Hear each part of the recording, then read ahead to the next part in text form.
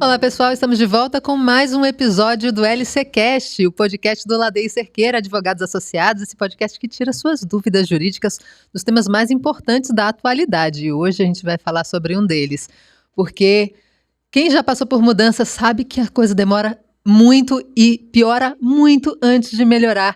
E nós estamos passando por uma mudança tributária. E quem vai falar sobre isso é a doutora Camila Ladei, a sócia do Ladei Cerqueira Advogados Associados, que veio tirar essas dúvidas para a gente hoje. Olá, doutora, seja muito bem-vinda. Olá, muito obrigada por estar aqui mais um momento com vocês. Vamos falar sobre todas essas mudanças que estão acontecendo e algumas muito, assim, aceleradas e desafiadoras. Você tinha falado para a gente agora um pouco nos bastidores sobre os cenários. Vamos começar pelos cenários? Vamos. Então, para a gente conseguir tirar um pouquinho, né, das cortinas que cobrem o direito tributário e matéria de tributos, eu acho interessante dividir esse tema aqui em cenário internacional, né? Cenário nacional, como é que a gente anda, o que tem para 2026, por exemplo. E o que a gente tem de oportunidade em vista que pode suavizar um pouco esse tema de hoje. Isso não é importante. Pesado demais. É importante, as pessoas precisam de esperança. A impressão que eu tenho é que a pessoa resolveu se mudar e no meio disso ela teve uma enchente. Não é assim, não é um cenário muito instável que a gente parece estar vivendo. Assim, no cenário internacional, por exemplo, né, a gente já convive desde pós-pandemia, né, com uma situação geopolítica muito instável. E isso afeta mercados, né, porque eu tenho uma restrição, por exemplo, de saída e chegada de mercadorias, eu tenho um movimento financeiro diferente, porque os investidores, com receio dessa ou daquela decisão, concentram recursos em um ou outro lugar e isso afeta o mercado outro mundial. Ativo, né? Exatamente, isso vai afetar o mercado mundial. Isso, por si só, já era um desafio. E estava um pouco mais distante da gente, né? A gente ouve falar, tá lá, tá. E vai chegando um pouquinho mais perto e isso vai dando aquele friozinho na barriga. Agora, em 2025, os Estados Unidos recentemente falam da tarifação aqui para o Brasil. Isso é muito importante citar no momento desse podcast, né? A gente ainda está lidando com os 50%. Não sabemos, na hora que você for assistir, como é que a situação ficou, mas essa é a situação agora. Hoje é essa a situação. E então, assim, chegou perto demais, né? Tá ali, né, para acontecer. E seja pelo percentual, né, 50%, seja pelo tamanho desse mercado, porque as nossas relações com os Estados Unidos são muito intensas, a gente fala que a relevância e o impacto disso são elevados demais, né, para o nosso empresariado. Aí você pode falar assim, Camila, mas vai afetar só aqueles que operam com importação e exportação, né? Nunca. Esse spoiler eu já sei, mas é bom a gente deixar isso claro para os ouvintes. Nunca, porque hoje, com o mercado globalizado como você não consegue consumir, a gente estava brincando, né? Você tem um computador aqui do lado, tem um celular aqui do lado. Tudo que a gente consome, parte daquilo, pelo menos, tem alguma conexão com o mercado externo, com a importação de alguma coisa. Sempre tem algo que vem de algum outro lugar. Um subproduto. Então, isso afeta tudo que a gente consome, né? Na realidade, afeta tudo que a gente consome. Tudo. Então, se preparar para esse cenário é possível, né? Assim, para as mudanças de um cenário internacional é possível. Bom, quanto mais distante, maior a dificuldade da gente avaliar esse risco, né? Sim. Então, maior dificuldade de se planejar. Então, essa é a dificuldade que a gente vê do mercado internacional. E o mercado local, ele precisa tentar se prevenir controlando aquelas variáveis que estão sob nossa cautela. Por exemplo, olha, tanto quanto possível, eu não vou concentrar a minha venda ou a minha compra naquele fornecedor ou naquele produto que tem uma ligação muito próxima com os mercados que aparentam uma instabilidade maior. Sim. O mercado internacional, a compra e venda de produto ou de serviço internacional, ela é muito mais regulada. Eu tenho uma dificuldade maior de selecionar aquele parceiro. Eu tenho uma dificuldade logística para entregar aquele produto ou aquele serviço. Eu tenho uma normatização muito mais expressiva sobre aquela operação. Então, ela tende a ser mais rígida. É como se eu estivesse falando assim, um transatlântico, enquanto comprar e vender aqui dentro da minha cidade botar uma prancha e navegar. Deixar mais claro. É muito mais fácil, né? Então, mudanças muito rápidas em mercado internacional não tendem a ser possível absorver uma mudança como essa sem um estrago grande, pela dificuldade que a gente tem de adaptar o mercado à mudança.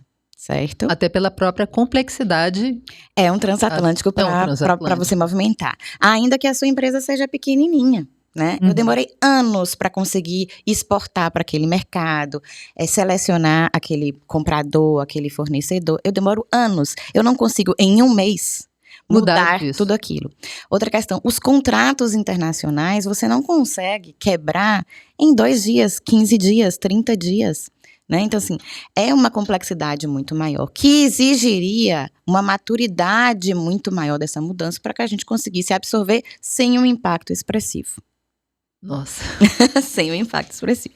Portanto, um cenário internacional instável nos exige uma mitigação de risco muito mais forte aqui no mercado local. O que eleva necessariamente os custos também, né? Sempre, né? Quando a gente está falando de a mudança em si, a mudança em si gera o medo. No medo você faz o quê? Guarda. Isso. Né? Assim, qualquer pessoa, né? Claro. Mudou, eu guardo. Esse guardar não é positivo para a economia. A economia, ela vive do ciclo, né? Da transferência, né? Do movimento. Um movimento forte, seguro, estável, é um sinal positivo para a economia. A insegurança é um sinal negativo para a economia e para tudo que está em torno dela, né? Nós, empresários, estamos aqui no entorno, na dependência desse mercado econômico estável. Vamos agora para o cenário nacional doméstico. Tá melhor? Vamos. Não tá difícil. Não tá mais fácil. Sem dizer que não está mais fácil. A mudança aconteceu no meio de uma catástrofe. Por quê? A gente vem de muitos anos de uma tentativa de fazer uma reforma tributária, porque a nossa legislação tributária é extremamente complexa. Até para nós, advogados. Até para você. Eu que sou leiga, deixo para vocês, advogados. Pra você ter uma ideia, a gente tem especialista em imposto municipal, especialista em imposto estadual, especialista naquele tributo federal. É tal a complexidade, né, dessa legislação para a gente conseguir absorver. E os escritórios de contabilidade, cada dia, né, com uma complexidade maior para administrar. Então, sempre houve, né, a necessidade de simplificar o nosso modelo, de tirar o que se chama custo Brasil, né, o imposto sobre cascata, imposto sobre imposto. O próprio empresário tem dificuldade de entender qual é a carga efetiva daquele tributo. Se ele está esquecendo de algum, né? Porque, para aquele produto que ele vende no final, ele tem 15 insumos que ele colocou ali dentro, cada um com uma taxação diferente. Então, assim, vai ficando difícil enxergar qual é o custo, né, tributário para o consumidor final. Bom, então, assim, a reforma era necessária, seja o mundo contábil, seja o mundo jurídico, recebe com alívio, com satisfação, essa necessidade de mudança para a simplificação. Porém, oh meu Deus, sempre é um porém. Todavia, não é uma mudança pequena. Eu tenho aqui mais de 25 anos, né, de carreira, não faça muita conta, please. Ok. Então, eu nunca vi, né, uma mudança nesse porte. Eu acho que... É uma mudança de transatlântico. A gente viu recentemente a mudança trabalhista, né? A reforma trabalhista. E viu o pós disso, né? Quanto que isso mexeu nas relações de trabalho, nas reclamações trabalhistas dentro da justiça. Foi uma mudança muito expressiva e o mercado absorveu muito bem. Agora, no campo tributário, a gente não consegue fazer uma mudança que hoje está nesse ponto, amanhã a gente aparece com outro. Não dá, porque é muito complexo e nós temos um país gigantesco. Então, qual é o caminho da legislação? Eu vou ter um momento em que vão conviver os dois regimes. O regime atual e o novo regime, até essa transição se finalizar. Portanto, no período da transição, isso vai estar mais difícil. E pós-transição, a gente deve ter um momento melhor. Sim. Certo? Ok. Então, neste primeiro momento, o que a gente faz, então? A partir do ano que vem, 2026, a gente tem a alíquota teste. Para que serve a alíquota teste? Para a gente analisar, olha, meu mercado hoje está assim, eu hoje pago PIS, COFINS, ICMS ou ISS, eu vou substituir pelo IVA, que é IBS ou CBS. Então, eu não tenho mais municipal, estadual e federal, eu vou ter um só. Ponto. Certo. Que vai caminhar para o federal. Ponto. Eu tenho só esse daqui. Lá no federal ele se subdivide. Certo. Agora, eu vou ter que Isso ficar. foi bom para esclarecer, né? O momento glossário. Em 2026, então eu vou ficar com os dois. Eu vou ficar com o meu momento de agora, que eu tenho aqui ICMS, ISS, e eu tô com um teste do IVA aqui. Pelo teste, eu já vou conseguir ver o impacto disso na minha empresa, na minha atividade. Certo. E com este estudo, eu vou me adaptar. Essa é a ideia. Para que nenhum setor, nenhuma empresa tome essa informação, né, no peito e tenha que se comportar com ela no dia seguinte. Eu vou ter esse período de adaptação. Qual é o meu receio? Eu sou do tipo da época que a gente estudava para prova faltando 2 dias para a prova. Eu não fui aquela que tenho que fazer essa confissão. Eu acho que você e 99% dos Eu não brasileiros. fui aquela estudante que Tá, estuda você tão todos dura, os dias. Mas muitos brasileiros. Eu não fui. E não vai dar para estudar em cima da hora. Porque senão a gente perde esse tempo, né, de transição, de adaptação, de precificação do meu produto ou serviço. Quem já trabalha com compra e venda de produto, portanto tem um ICMS, tende a ter uma facilidade maior, porque já poderia estar trabalhando com crédito e débito. Eu me credito do tributo daqueles que me forneceram e eu deduzo essa carga tributária para quem vai para o meu tributo quando eu vou passar para a próxima fase da cadeia. Ok. Então eu já tinha uma noção maior de crédito e débito entre o tributo da entrada e o tributo da saída. Quem trabalha com ICMS não tem essa prática. Meu caso, inclusive, como advogada. Eu não tinha, né, essa crédito e débito na minha saída. É um regime completamente novo para nós. Entendi. Então, para os prestadores de serviço, é absolutamente novo. Para aqueles que estão no comércio, podem ter um pouco mais de facilidade. Eu já estudei a minha carga tributária, né? A minha carga tributária tende a aumentar. Isso pode acontecer com outros tantos prestadores de serviço. Então, eu preciso ajustar o meu preço ou ajustar os meus fornecedores para que eu consiga manter um preço sem um impacto. Ou reduzir um pouco a minha margem. Alguma coisa eu tenho que fazer. Então, para que serve 2026, por exemplo? Você vai ver, porque você está com o teste do IVA lá. 2026 vai ser um ano teste. Vai ser um ano importantíssimo. Eu já tenho a condição, porque estudei nesse período, e eu já tenho condição de falar sobre o meu escritório, né? Quais são as diretrizes que eu devo adotar para o meu escritório para absorver o impacto dessa transição. É urgente, né, que outros empresários também caminhem nessa direção, sobretudo a partir do ano que vem. O que já está acontecendo? Muitos conteúdos estão sendo, né, disseminados na internet, gratuitos, não gratuitos, sobre o tema. A parte de EPS mesmo, de software, para absorver essa mudança do ponto de vista da tecnologia, também já estão sendo desenvolvidos, vendidos, testados. Então, aproveitem esse momento para estruturar a empresa de vocês, para que quando estiver valendo mesmo, e a gente vai ter muita regulamentação ainda chegando, você não seja surpreendido, você não tenha que aprender tudo de última hora, você não fique à mercê de uma informação que lhe passaram.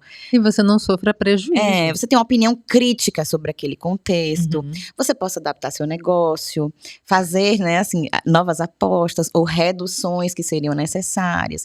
Então, vai ser tanto melhor quanto mais preparado você tiver nesse contexto, né? Mas lembrem que ano que vem é um ano também político, né? Então a gente tem uma instabilidade no cenário político. Ela disse que tinha um cenário melhor. Vai ter, calma. Vai. Estou esperando as boas notícias.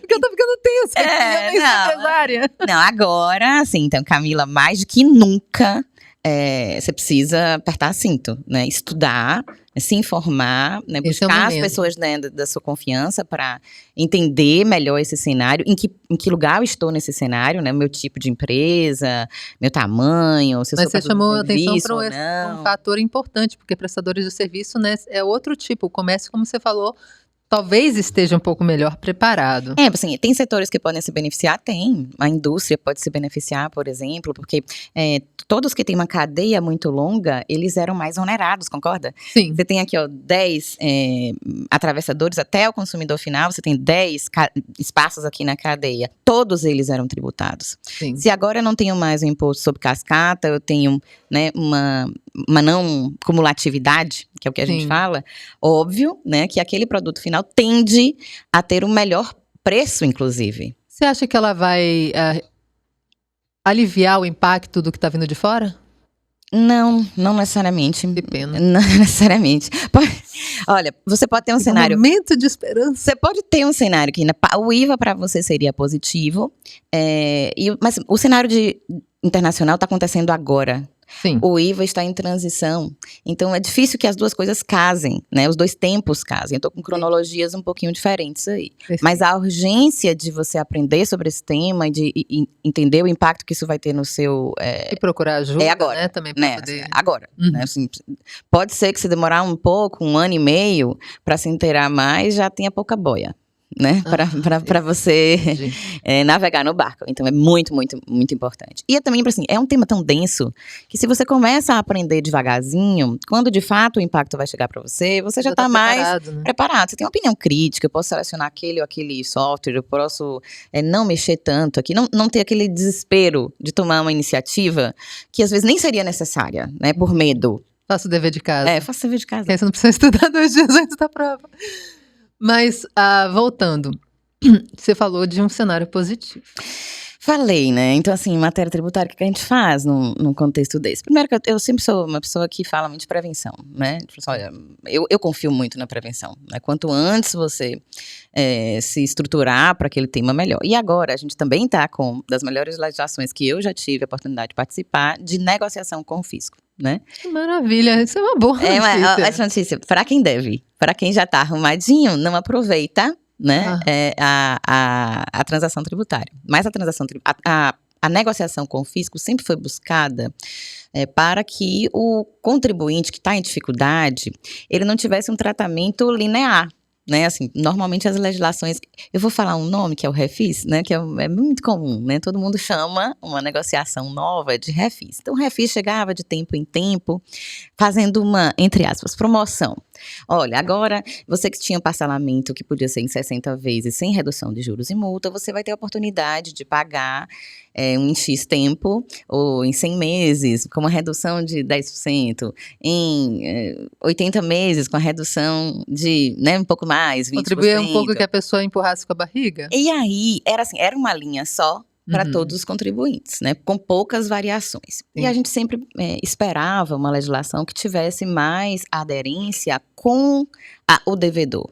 Se o devedor tem muito, ele pode muito. Se o devedor tem menos, ele pode menos. Se o valor é muito alto, ele tem uma condição. Se o valor é mais baixo, ele tem outra condição. Então, o modelo mais próximo do contribuinte, né, da análise específica do caso do contribuinte, é o modelo que nós temos agora. Ele foi pós-pandemia, então é uma legislação muito nova, mas que busca apropriar um pouco mais a condição do contribuinte, o tamanho da dívida e o prazo de pagamento, né? Então, você acha mais justo? É a melhor legislação para voltar a estar de mãos dadas com o fisco, para que você possa voltar a ter uma certidão positiva, ou uma certidão negativa, ou positiva com efeito negativo, débito, sim. né?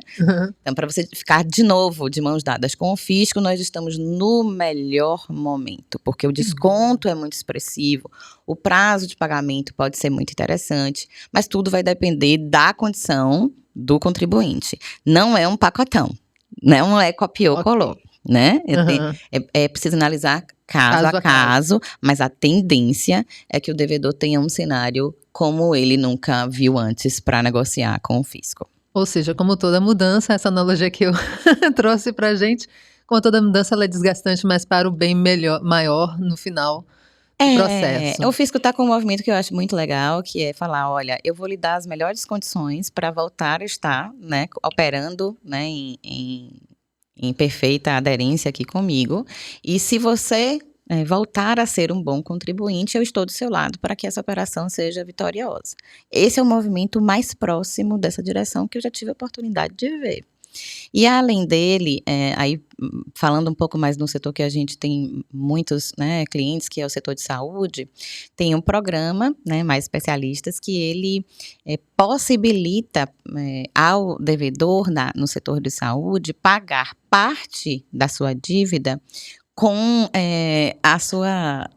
essa questão dos serviços, né? Então, assim, também isso é incomum, né? Isso incomum, é novo? É novo. Assim, Uau! É um programa muito, muito, muito novo. A gente ainda está estudando ele. Mas é algo que o setor nunca tinha visto. Isso chega como um alívio para Santas Casas e também para hospitais privados. Acho que o SUS vai ter uma oportunidade de um incremento, né, de leitos muito interessante, porque É uma ótima notícia. a interação do setor privado com o SUS sempre foi, olha, não, né, eu não sou SUS, eu sou setor privado, e agora a gente tem uma possibilidade de união, uma né? contribuição, uma contribuição mais mútua. expressiva, e é bom para todo mundo, né? Bom para o fisco, que traz para o caixa um recurso que de repente era improvável que pudesse chegar. É bom para o beneficiário, né? Sim. Aquele que está ali na demanda de saúde e que vai ter um Que leito sempre ampliado aumenta, né? num hospital que é um hospital, né, privado. E o hospital privado, que estava com a carga muito puxada, ele vai ter a oportunidade de parte daquela minha dívida, eu vou pagar com o que eu sei fazer, que é o serviço aqui. Então, assim, Exato. achei uma medida muito interessante, mas ela precisa ser, né, mais estudada, ainda falta muita coisa para regulamentar. Também, né? Mas foi um olhar, né, diferente para o setor de saúde que estava há muitos anos, né? As Santas Casas já falam há muitos anos, né, da necessidade de um reconhecimento maior da contribuição delas para a sociedade e da necessidade de um apoio maior, né, do poder público nesse sentido. Então eu vejo com bons olhos. Eu acho que é uma medida que merece a atenção do setor para avaliar se ela de fato vai chegar nos seus finalmente, né, na regulamentação final sendo positiva. Acho que terminamos com um espírito um pouco mais aliviado no meio de tanta turbulência. Eu te agradeço, doutora Camila Ladeia, do Ladeia e Cerqueira Advogados Associados, que produz esse maravilhoso podcast. O LCcast vai tirar outras dúvidas jurídicas para você nos próximos episódios. Eu sou Renata Falcone, a gente se encontra no próximo.